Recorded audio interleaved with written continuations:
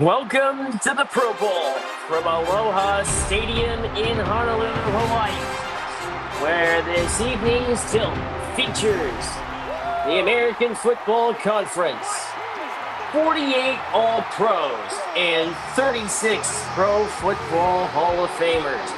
They take the field today here in Aloha Stadium, where they face their adversaries, the National Football Conference. They boast 44 All-Pros, including 35 Pro Football Hall of Famers, all set for what should be the most star-studded Pro Bowl in Dream season history. And with that, we say aloha from Aloha Stadium. DeBock alongside Nick Rice. And Nick, in a matchup like this, you could not come up with a better star-studded lineup all across the board. So these are the greatest players in NFL history on both sides, loaded with a combined 71 Hall of Famers. Throughout the all-time rosters franchise, the best of the best played their best to earn Pro Bowl spots. So this is going to be amazing on two fronts, to see what's the greatest conference of all time, Danny, but also to see who are the greatest players of all time, because even among these guys, it'll be interesting to see who stands out above the rest. No slouches are in this game. We'll highlight all the key players that have made their way to the Pro Bowl game. We'll touch on that throughout the course of the evening. But set to kick off for the AFC is a man that has a few things to say, and that is Pat McAfee, set to kick off for the AFC. And we'll have our first look at the NFC offense. Devin Hester back deep to receive here in Honolulu, where it was a Chicago Bears team that had a great season, key victories throughout the year coming up short. But away we go. Aloha from the Pro Bowl. Henry Ellard on the kickoff return for the NFC out to the 20-yard line. That brings onto the field for the NFC, four-time Super Bowl champion and three-time Super Bowl MVP, Joe Montana. He had another productive season in the DSFL, leading San Francisco to the #1 overall seed and eventually to the NFC Championship game. And we'll get to see the NFC offense first. The tailback is that of Adrian Peterson. Don Hudson goes in motion. Montana is decked in the backfield on a first down. A look at that NFC offense. Nick, so many names to highlight. So Adrian Peterson had one of the greatest comeback stories of all time, tearing his ACL in return to be one of the great runners in NFC and overall NFL history. He's going to be an amazing part of this offense. Second and 10 for the NFC. Montana is hit again. The rush caved in immediately for the AFC. Myles Garrett in on the sack. A look at that AFC defense, Nick. Troy Polamalu, 2010 Defensive Player of the Year, and Ed Reed. That's the conversation of maybe the best tandem of safeties of all time, #1, #2, as Ed Reed was a 04 Defensive Player of the Year himself. Arguably the top two ever at their position on the same side of the ball. Troy Polamalu had a pick six last week in the AFC Championship against the Raiders. Bob Hayes lost the football, and it's recovered by Jerry Rice. NFC keeps the football for now, but they are forced to punt with Jake Camarda. Bob Hayes is going to shine next week in the all-time roster Dream Bowl as his all-time Cowboys battled Pittsburgh for the title. Michael Irvin went down with an injury late in that season, so Bob Hayes took over, and man, he is a weapon out there, one of the fastest people of all time in the NFL. Olympic gold medalist sprinter, also Super Bowl champions, Tim Brown, all the way to the 36. And we get to see our first look at the AFC offense and Peyton Manning, a two-time Super Bowl champion. In his career, he retired with 71,940 yards. For now, that is pinned as the third best mark in NFL history and a five-time NFL MVP. On first down, Manning looks over the grid of the four-man front of the NFC. Manning to throw. Wes Welker makes the catch before he's immediately wrapped up by Willie Davis. Look at that AFC offense. Jim Brown, the workhorse tailback, the wide receivers, more of the receivers of the current age, including Marvin Harrison and Antonio Brown. Yeah, Antonio Brown quietly was one of the best of all time during the 2010s. His career was very short due to how it ended and the drama there, but he was great in his prime, joining Harrison, who likewise was unguardable. Second down for the AFC. This is Jim Brown stacked up in the backfield. A look at the NFC defense. In some respects, they may have the edge on paper, which includes Lawrence Taylor, Ronnie Lott, Emlyn Tunnell, Sam Huff. You can't go wrong with any of the guys. Reggie White, Deacon Jones, Chuck Bednarik. The list is endless for the NFC. They've faced a 3rd and 11 against this AFC offense. In motion, across the formation goes Lionel Taylor, who sadly passed away this past week. Travis Kelce makes the catch. Enough for a first down for the AFC. Yeah, you mentioned the NFC is, just ridiculously talented. Really, the only people that can stop them are themselves. The narrative of Sam Huff getting into that bar fight against Jim Taylor, that's probably the only way that these NFC players are going to get stopped tonight. From near midfield, that certainly was one of the stories of the postseason. Packers losing to Dallas in the divisional round. Travis Kelce makes the catch towards the sideline. And fans all across the world rave of a gain of 8.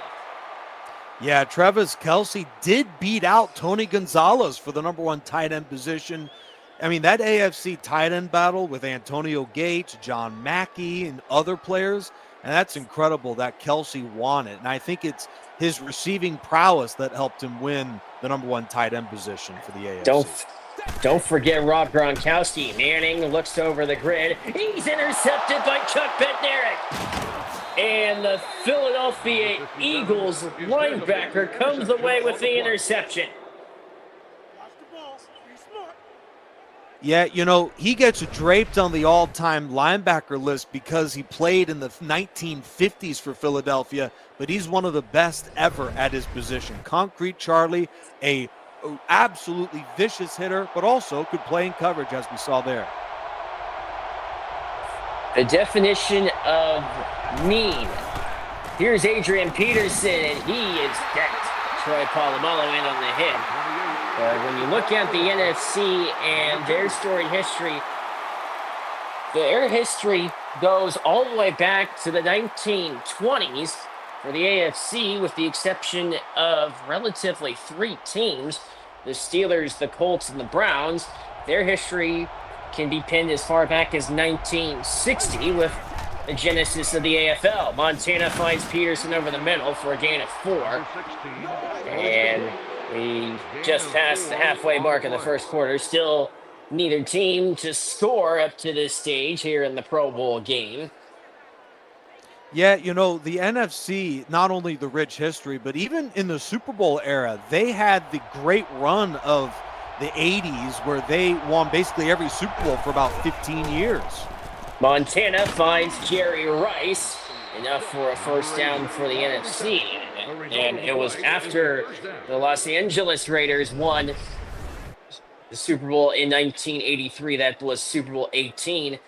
AFC did not win another Super Bowl until Super Bowl 32, when Denver upset Green Bay to end the NFC's run of consecutive Super Bowl championships that saw the 49ers win several, the Cowboys win a handful. Here's Adrian Peterson on the handoff. Good gain for AP. And he has a first down for the NFC. Speaking of that, it is a shame that Adrian Peterson never won a Super Bowl himself. He was as good as any in his position in the entire century. But Adrian Peterson got, just an embarrassing lack of help at the rest of his offense, especially at quarterback. dealt with some cases, a difficult hand at times. Under 2 minutes to go in the first. Montana dials one up, and Bob Hayes near the marker. Number 16. From rivals to now teammates here in the Pro Bowl. Hayes just shy of the first down marker in the closing stages of the first quarter, with the NFC navigating on their second drive of the game after the interception from Chuck Bednarik. Rice in motion. Montana. Look at the protection he has. A long pass is incomplete. Broken up at the last moment. AFC coverage was done well. Robert Brazil, one of the numbers in the mix for the American Football Conference. Yeah, strange throw there from Montana, but no surprise he's playing today. Best quarterback in NFC history without much debate is Joe Montana. We'll see Kurt Warner and Sammy Baugh at some point, but I mean, Montana was as good as it got. Yeah, he had Jerry Rice and Bill Walsh and Ronnie Lott, but Joe Montana is, until recently with Tom Brady, as good as they ever were at the position. Here's Adrian Peterson with a first down carry, and to your point, Nick, people often forget Joe Montana won his first two Super Bowls without Jerry Rice, 1981 and 84. And it wasn't until after winning his second Super Bowl that Jerry Rice came in as a rookie in 85 before winning two straight Super Bowls in 1988 and 89. But that speaks to the legacy of Joe Cool, as they called him. NFC with their best drive up to this point. Fake to Smith. Montana finds Rice. The aforementioned receiver, gain 6. Completes the pass. Well, Jerry Rice joining the team just transformed Joe Montana from being one of the best to the absolute best at the time, as Jerry Rice owns all the receiving records, and no surprise, even in a list with all these great wideouts, Jerry Rice is Montana's favorite target. Last play of the quarter, Montana to the end zone, and the pass knocked out, intended for Mike Ditka. And that's the way quarter number one comes to an end from Hawaii. Scoreless here in the Pro Bowl.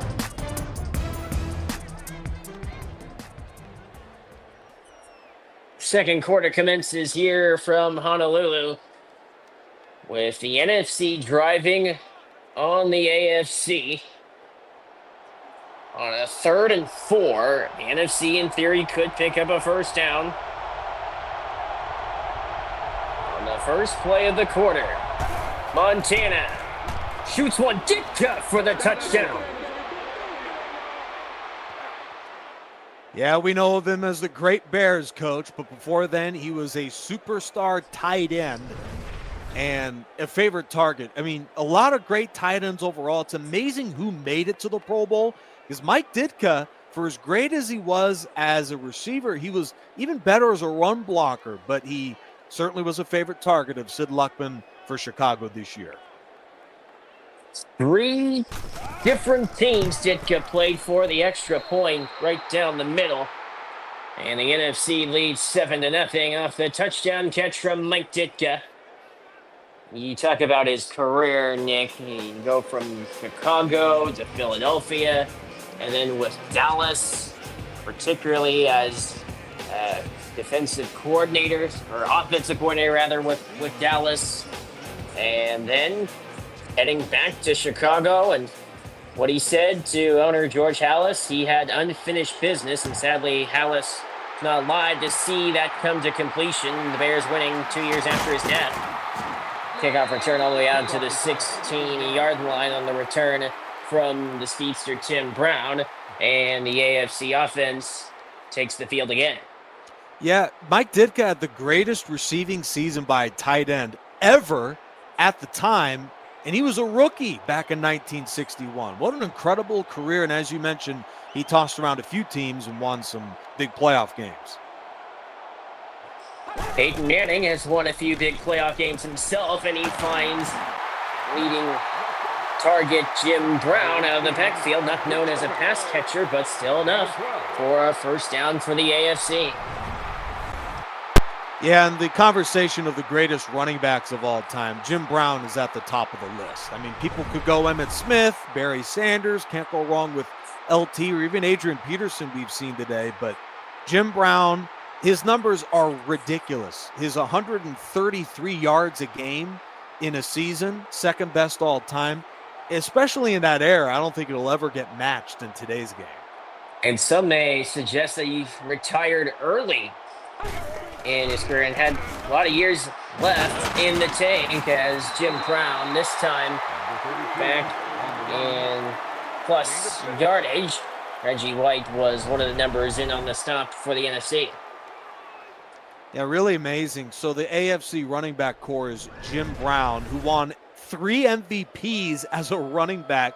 And then you've got a Heisman Trophy winner, Marcus Allen. You've got Curtis Martin, who's one of the best ever for the Jets. And then Larry Zonka, too. Really fascinating and a different skill set from each of them. So much talent in this game. Like you mentioned, Nick, 71 Pro Football Hall of Famers represented, and still many more to come. Manning's pass is caught by Kelsey. And a gain of 15 for Taylor Swift's boyfriend. Did I really just say that? That's right. You know, did Travis Kelce get a little Taylor Swift boost? Maybe in the Pro Bowl voting, maybe. I mean, we could have the debate all night as to whether he's better or Tony Gonzalez is better, John Mackey or anyone else. But Kelce got the nod for this game tonight. Kelce reaching new heights. Sorry, that was easy. Here's Manning to throw. He finds his go-to receiver in his days of Indianapolis, Marvin Harrison, for 13 and for an AFC first down. Yeah, certainly not a surprise finding Marvin Harrison. But what is a bit of a surprise, you would think Tom Brady would be the leader of this offense.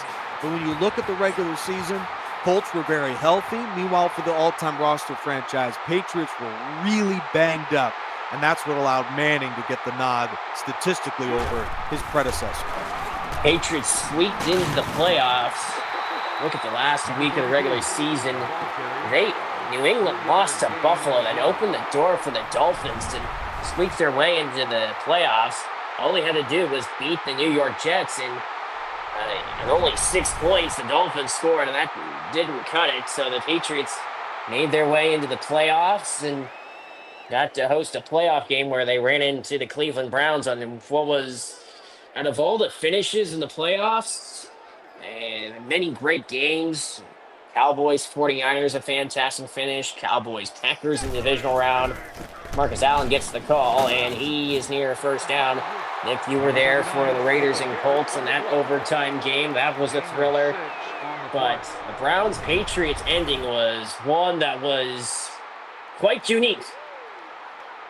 Yeah, absolutely. And it did speak to just the overwhelming talent the Browns had. I mean, Jim Brown, clears almost anybody on the Patriots roster. And, down the stretch of that game, Cleveland quietly, a very good defense, and Hanford Dixon was one of those quiet playmakers that made a huge play in that game.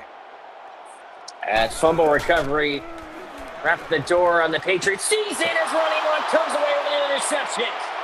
Peyton Manning has thrown his second interception of the Pro Bowl, this time to Ronnie Lott. And we talked a lot about the 49ers offense and their success in the 80s. This time, it's the defense with Ronnie Lott making a huge play as Montana, his teammate, throws for Don Hudson with a first down connection. I'm sure we'll hear of Don Hudson later today as well, but Ed Reed, Troy Polamalu, the greatest safeties in AFC history, but probably the greatest safety in NFL history has got to be Ronnie Lott, because, Polamalu gave more of the run-stopping help. Ed Reed was an outstanding cover safety, but Ronnie Lott epitomized those two skill sets in one guy, and Ronnie Lott was one of one back in the 80s. Adrian Peterson, he's decked by Robert Brazile for the AFC. Brazile's career mainly spanned with the Houston Oilers, as Rivas got run over by Peterson, a collision of the 2010s and early or late 2000s. 2nd and 6 on the way, though, for the NFC. After Peyton Manning had thrown his second interception of the Pro Bowl, Peterson and 4 yards in a cloud of dust, wrapped up by Polamalu again, who's been everywhere for the Steelers. Sets up 3rd down. Yeah, I was intrigued going into the game, like what playmakers are going to step up, because there's a lot of great athletes out here.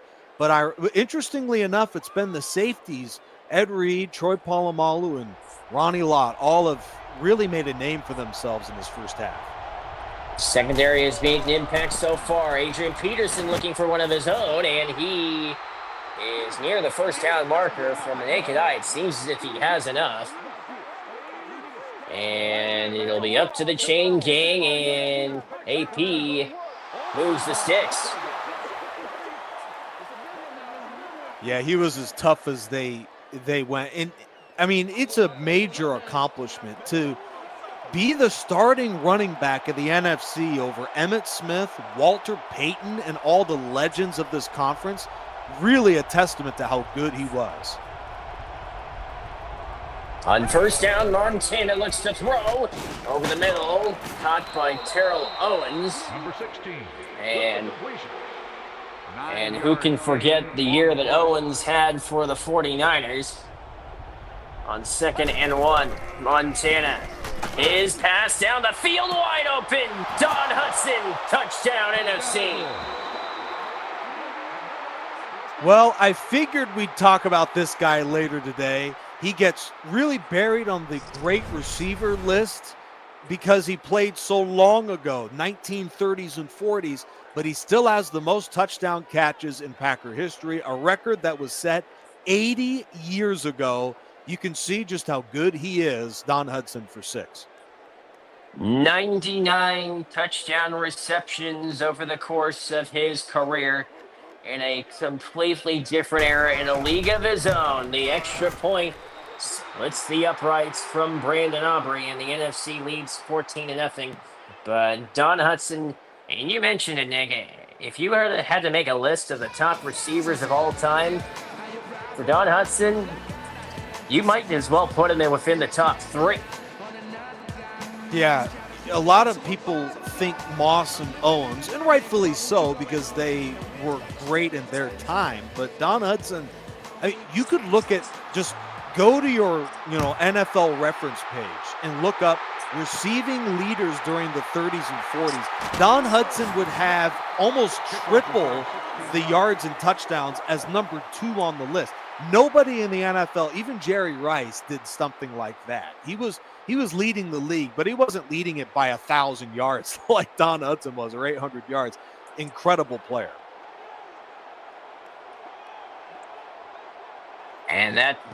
And his dominance leads to more of a surprise why the Packers didn't go farther in the postseason. But Dallas, a team of destiny, and open is Tim Brown, or Antonio Brown. He makes the catch, a case of 2 different receivers with the same last name. Manning with a huge gain to Antonio Brown. Peyton Manning is decked immediately. From one big play to one play that in the end results in incompletion in the end. Harrison, the intended receiver. How's that for a bang-bang sequence? Both Antonio Brown and Tim Brown, in my opinion, are underrated. Antonio Brown, because he was part of an era that never won a Super Bowl, I think is why he got underrated. And Tim Brown, too, he didn't have like that massive season like Moss setting the touchdown record, but Tim Brown quietly established himself as one of the best ever. So both guys should make an impact tonight.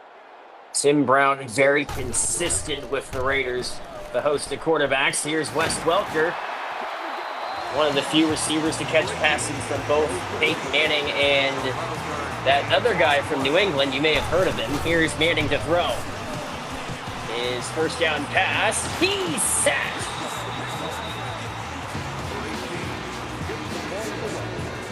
And the offensive line for the AFC having a tough time adjusting to the vaunted defensive line for the NFC. Loss of 8 on the sack.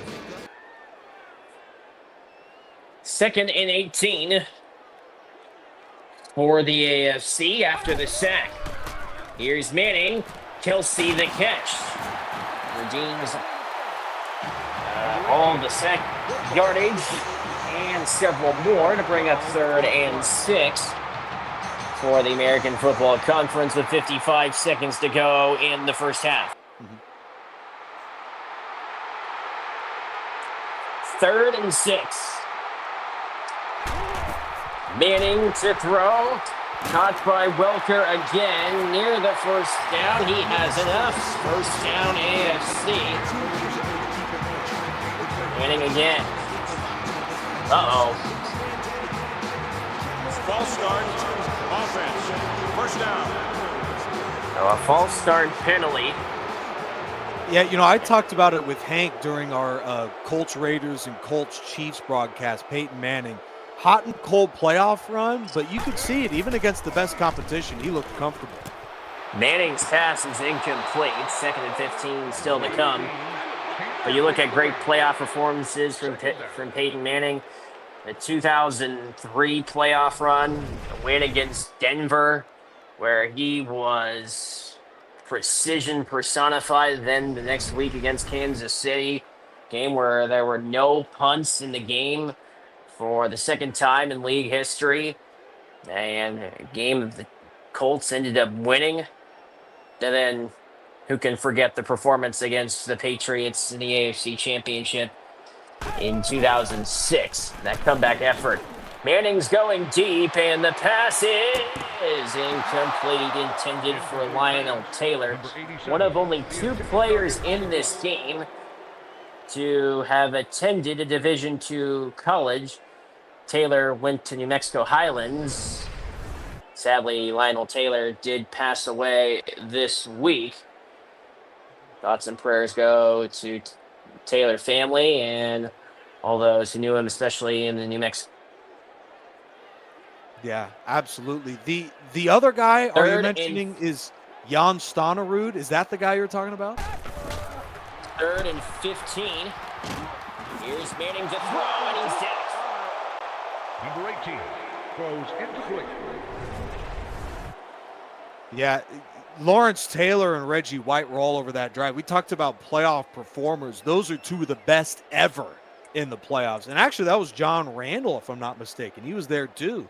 3 great players on that D-line. Rush caved in immediately. Here is long the field goal attempt. Uh-oh. False start. Offense. Repeat. 4th down.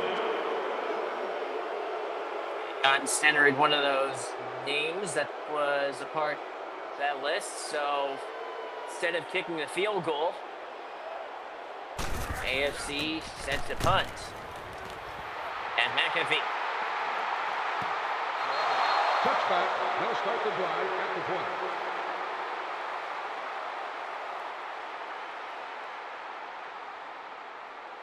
23 seconds to go in the first half here in the Pro Bowl. Steve, the NFC looks to be aggressive. They keep it on the ground. Adrian Peterson, right side. AP all the way to the 33. Number 28. And the NFC content to let first half time expire. Another run. Look at handoff from Adrian Peterson.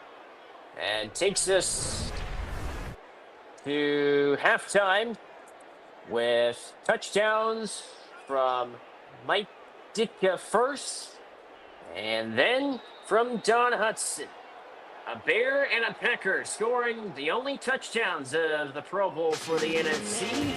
Second half still to come here from Honolulu, here in the Pro Bowl game, as they are loving it out here in the middle of the Pacific. More to come in a moment.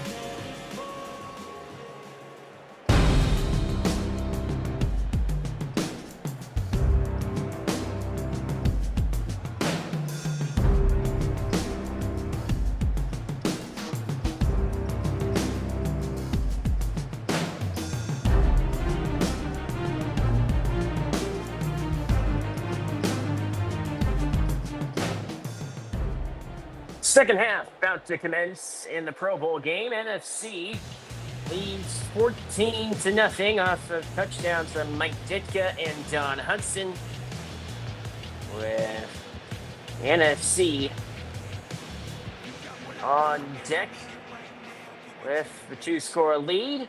Brandon Aubrey set to kick off, and we'll see the AFC go to work on offense, trailing by 2 scores. Tim Brown back deep to receive for the American Football Conference.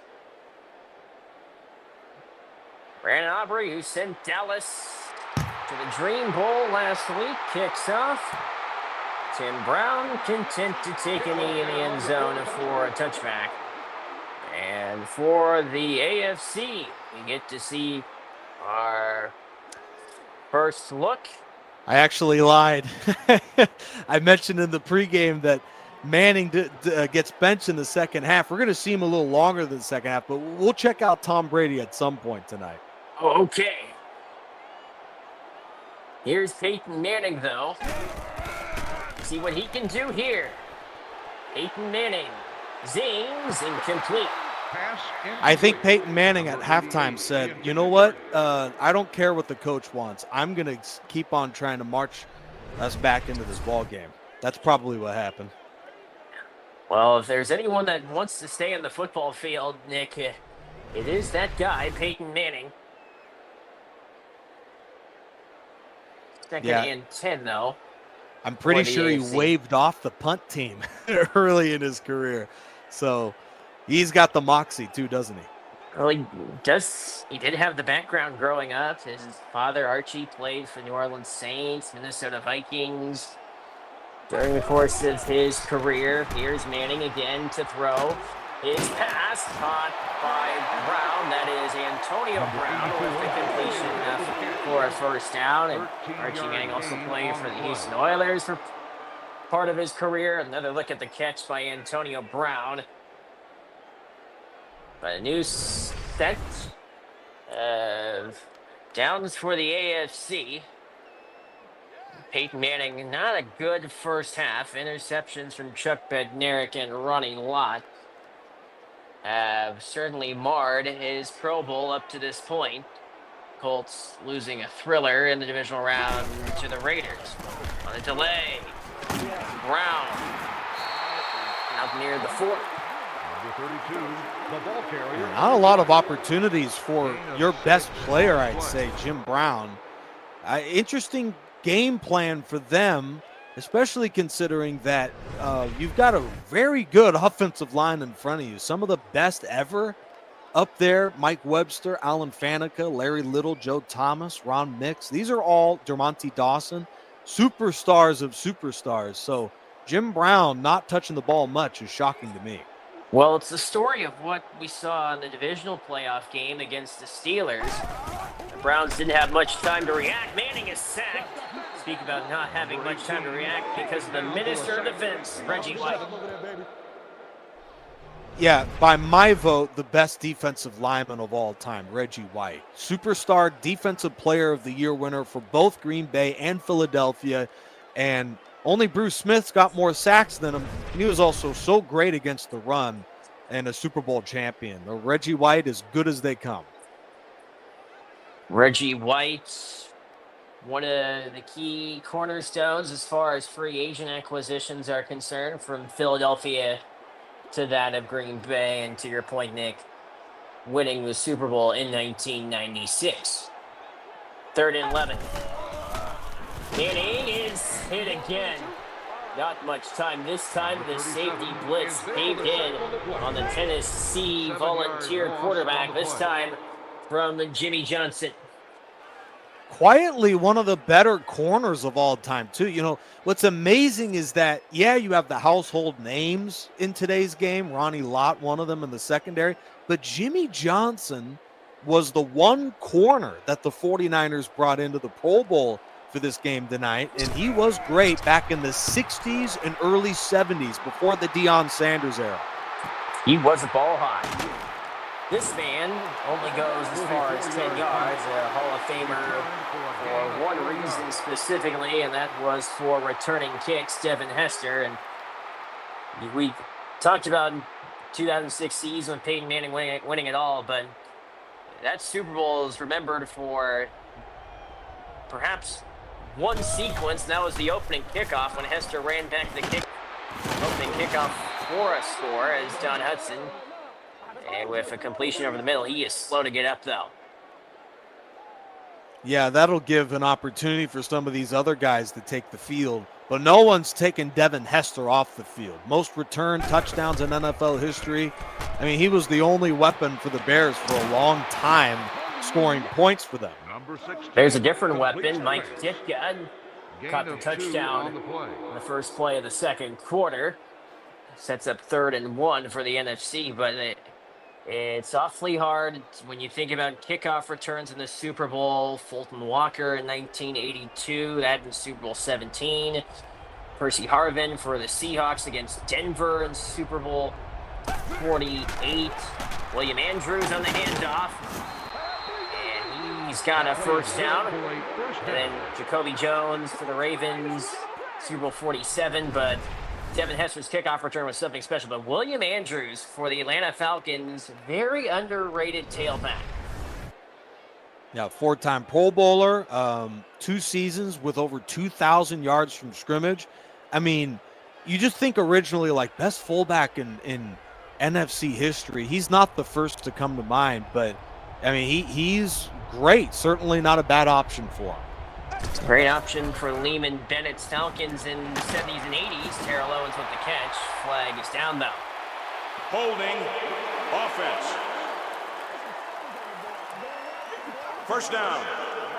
Bob Hayes known more for his speed than for, well, his holding ability, and that did him the NFC in for a loss. 1st and 17, though, with the National Football Conference nursing a 14-point lead. Adrian Peterson for a short gain. Robert Brazil on the stop for the AFC. 3-yard gain on the play. Yeah, you know, I think we're starting to discover, even with the penalty here, just how good the NFC as a roster is. I mean, 35 Hall of Fame players on this roster, and we haven't really heard at all of Peterson's backups today, Walter Payton and Emmitt Smith. That's just how good they are as a conference. 2nd and 14 still to come. Keep in mind some of the names that aren't on the list. Here's Montana. His pass for Don Hudson.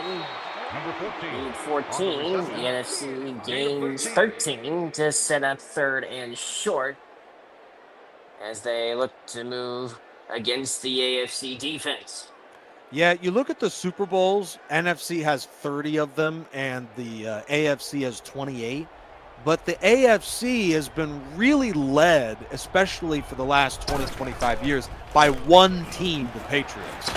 Jerry Rice on the connection. Them and the Steelers. Speaking of which, we'll see the Steelers and Cowboys in the Dream Bowl next week. Here's another look at the completion as the NFC moves down the field again, and that should be the makings of a fun one when you look at Dream Season Football League Series history, with the Steelers playing the Cowboys 2 seasons ago, and then the Steelers repeating against the 49ers. Ed Reed with the stop on Adrian Peterson. Steelers looking for a three-peat in Dallas, and what a storied run they had en route to the Dream Bowl. Nick, having, from your perspective, that might have been the most exciting playoff run for any team to make it to the Dream Bowl for Dallas. Yeah, it really was. I mean, every game was a thriller, and even just winning the division was a thriller. They had to secure it against the Giants on the final game of the regular season. Montana finds Owens. Terrell Owens down to the 6. Terrell Owens, what a season for San Francisco.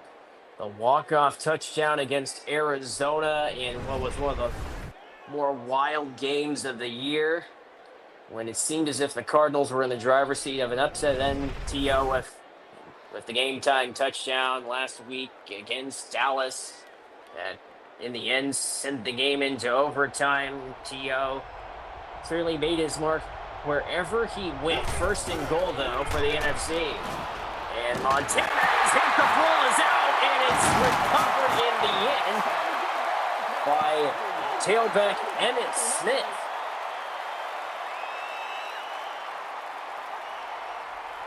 Yeah, what a crazy sequence of events that was. NFC getting all the breaks tonight.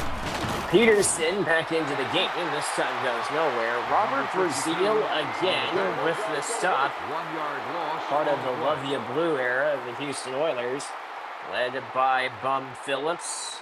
They made it to 2 AFC championships. Third and goal, though, for the NFC in the closing seconds of the third quarter, leading 14-0.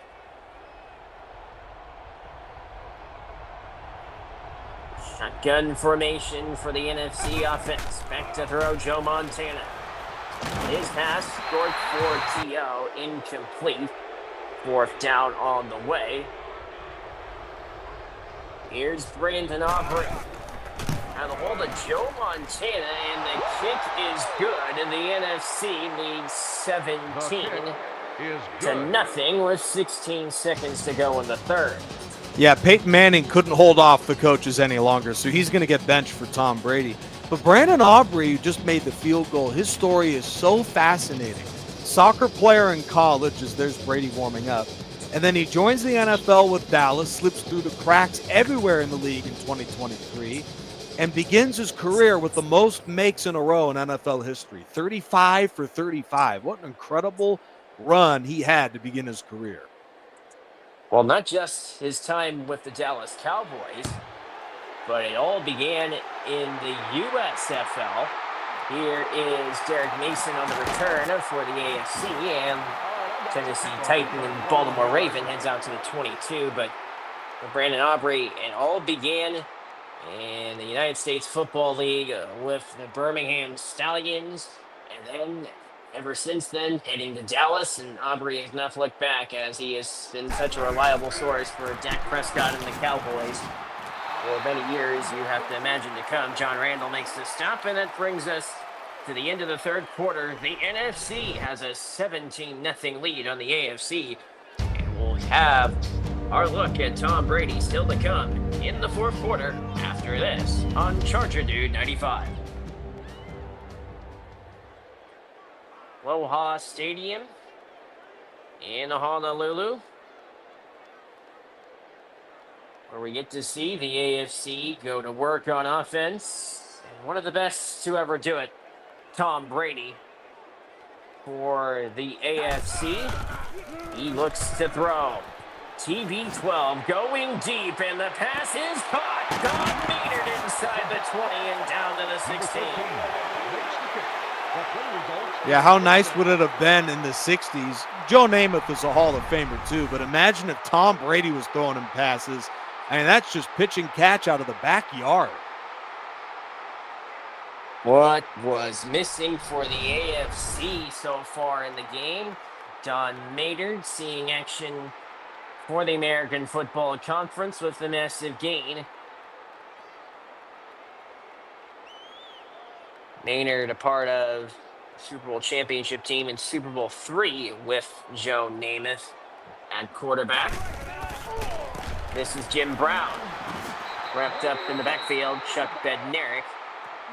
If you had to make a case for MVP of the game, Chuck Bednarik would be right up there at the top of your list. Yeah, plenty of big plays, a sack and an interception today. Don Maynard, you know, what's amazing, of all the great receivers, like we mentioned Don Hudson before the Super Bowl era, Don Maynard retired in the 70s with the most receiving yards in NFL history. You'd think other guys would lead the way, but no, it was Don Maynard, as good as ever. Jim Brown to the 11. He also retired as a leading rusher, leading rusher in league history, around the same time as Don Maynard. Brown won an NFL championship with the Browns in 1964. Incidentally, it was also the last time City of Cleveland won a championship until 2016. 3rd and 5 for the AFC. And Jim Brown is a guy I thought would be a little better in today's game. Brady gets the balls out. Alan Faneca recovers for the AFC. John Randall, second sack in the game. Yeah, when you mentioned earlier the USFL trip for Brandon Aubrey, I immediately thought of Reggie White's journey to the NFL, and then the journey to the NFL for, yep, with the Showboats, and then John Randall, too, from small school Texas A&M Kingsville, and his coach, when he was in a college game, was the broadcaster, Dick Vermeil, was saying, this guy's too small to make it to the NFL, and he wound up being a Hall of Famer. How'd that go? And field goal attempt from it's the upright. Put the AFC on the board with 5:38 remaining in the fourth quarter.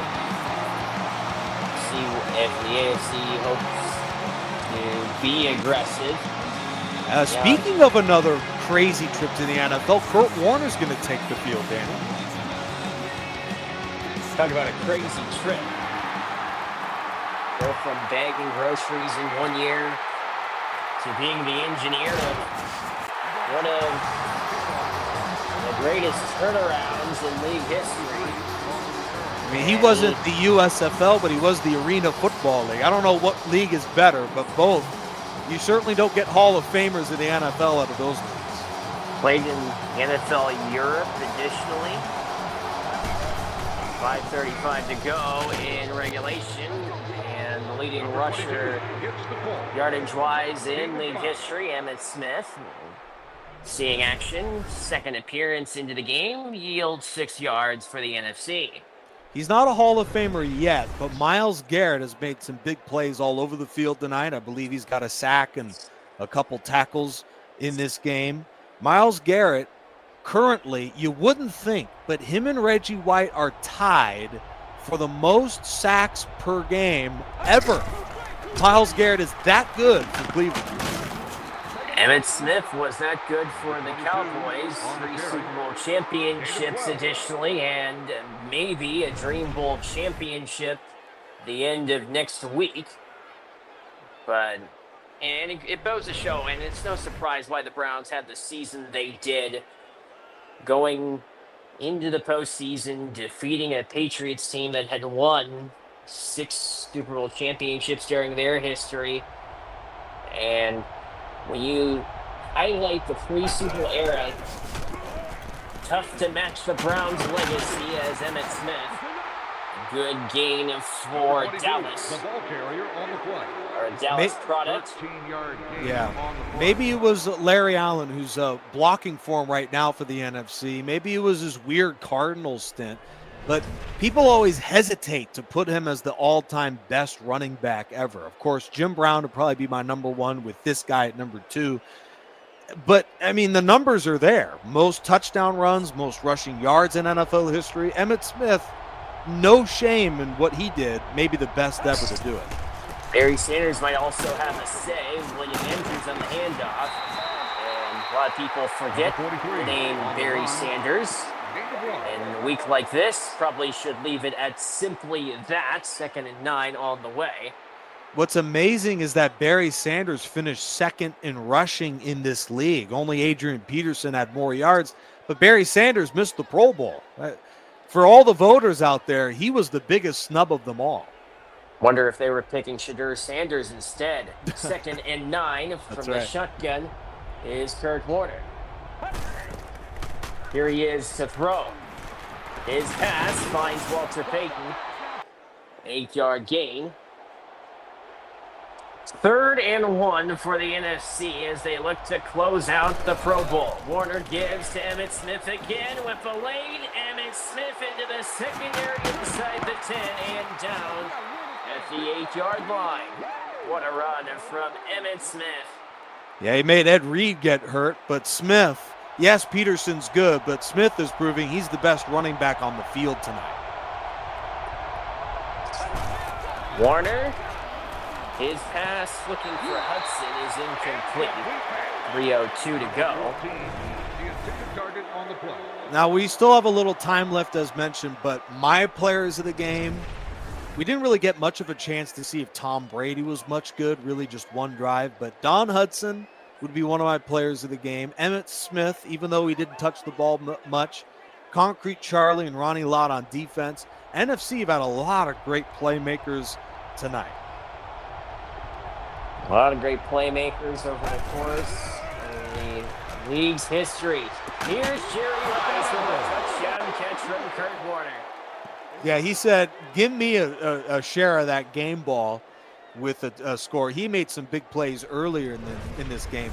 But it really is just amazing watching this Pro Bowl tonight, Danny. It's like every player that touches the ball was one of the greatest to ever play in the NFL. So it really is just interesting to see how many great players will go like a whole half without touching it, but you know how good they are. Incredible talent on full display. Brandon Aubrey boots through the extra point. 2:58 remaining in the Pro Bowl. Jerry Rice with a touchdown and catch. Rice's career spanned playing for the 49ers and all the way to year 2000, and then a stint with the Raiders, and then a cup of tea with the Seattle Seahawks before retiring after playing the preseason with the Denver Broncos. Many people forget that stint. Me too. Here's Tim Brown on the return. And he is met at the 15-yard line. 2:55 to go in the fourth. But with the offense for the AFC taking the field, we do look ahead to next week's Dream Bowl. And Nick, first for the channel, not one but two broadcasts of the Dream Bowl as Brady throws one out for Jim Brown for a short game. Yes, I'll lead the main call on Sunday. You'll lead the other call on Monday. It'll be a lot of fun, Danny, as we figure out the greatest franchise of all time. A lot of these playmakers will be playing for the two teams this coming weekend. Brady rifles towards the sideline. And the pass is incomplete, however, with 2:32 to go in the fourth. And then also at the end of the game on Monday, also announcement from you, Nick, and we'll keep the public in great suspense for that. Another incentive to watch both the game broadcast on this Sunday. You, along with Phil Nunziata, and then I'll be joined alongside Connor Focusato, who has done a great work during this postseason. Brady's pass is incomplete, almost intercepted in the hands of Jimmy Johnson of the 49ers. We haven't talked about these guys tonight, but Ronde Barber and Eric Allen are the other two corners alongside Jimmy Johnson.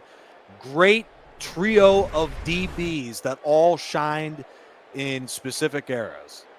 Johnson of the 60s and 70s, Eric Allen of the 80s and 90s, and Ronde Barber for that 2002 Buccaneers squad.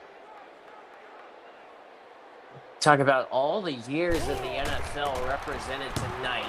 Pat McAfee sends one into the Honolulu sky. Devin Hester on the return, all the way out to the 43 with 2:19 to go here in the Pro Bowl game.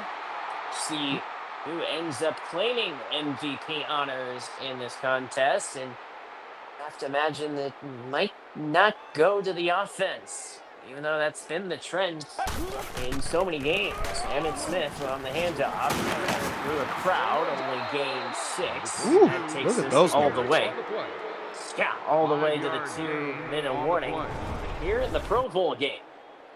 We don't get a chance to shout out these guys, so we'll do it now. NFC receiving core, I mean, just think about it. Don Hudson, Jerry Rice, and Terrell Owens. That's pretty good. And then Bob Hayes and Charlie Taylor, Tommy McDonald, and Henry Eller. Those are great names. And then you got Mike Ditka, Jason Witten, and George Kittle at tight end. I mean, it was unfair for the AFC against these guys tonight. Not to mention Sammy Baugh at quarterback, one of the reserves. James Wilder in the backfield, a part of Tampa Bay. Here's Emmitt Smith, who has the first down. Emmitt Smith, another big gainer for that of the NFC. Well, they won't even call timeout, Danny. They've already waved the white flag, and considering how good that guy is, Emmitt Smith, who may just earn the game ball, we'll see how it goes. But Emmitt Smith has proven tonight, in my eyes, he's the best back we've ever seen. I mean, Jim Brown's there too. So it's depending on the day. Would you have Jim Brown or Emmitt Smith? But yeah, he really surprised me with how good he's played tonight. 1993 in a rare Week 18 game. Emmitt Smith certainly shined with a separated shoulder in a game the Cowboys needed to win against the New York Giants. Game Dallas eventually won in overtime, and the Cowboys in the end they won the Super Bowl that season on the play. in Super Bowl 29 against the Buffalo Bills. 2nd and 11 on the way for the NFC, but National Football Conference and their history well represented and well showcased tonight in what factors to be an NFC victory. 2nd and 11 for the NFC offense. Many names also to shout out for the AFC. Patrick Mahomes, who did not play in this game, also a part of tandem for the quarterbacking tour for the AFC. Emmitt Smith, this time buried in the backfield. 30 seconds to go. There's a name to mention, too. That linebacking core is pretty good. Jack Ham, Jack Lambert. We'll hear both of them next week for the Dream Bowl, along with Bill Willis, Andre Tippett. We heard a lot of Robert Brazile. He was actually the best linebacker on the field for them tonight. And great players on that defense that didn't have enough opportunity, I'd say, and didn't do enough, but they're very good too. Well, at least this game, the stakes, it is the Pro Bowl, a showcase of the best players of all time. This is the final play of regulation. The NFC hopes to run a play, and they do not. And the Pro Bowl comes to a close with the National Football Conference coming away with a 24-3 victory over the AFC. And in the end, although there is a winner and a loser, fans of the DSFL certainly won tonight. Absolutely. Today's player of the game could have gone to a bunch of guys. I would have went Emmitt Smith. They went John Randall. No shame in that. A lot of fun, Danny, to watch the greatest players of all time. 100 years, over 100 years in the NFL. Don Hudson, another great player of the year candidate. But 100 years in this league, we saw the best to ever suited up on the same field at the same time. That was a lot of fun. What a special night in the Pro Bowl. Dream Bowl still to come next week with 2 broadcasts. But in the end, from Honolulu, we say aloha and good night. The NFC defeats the AFC 24-3.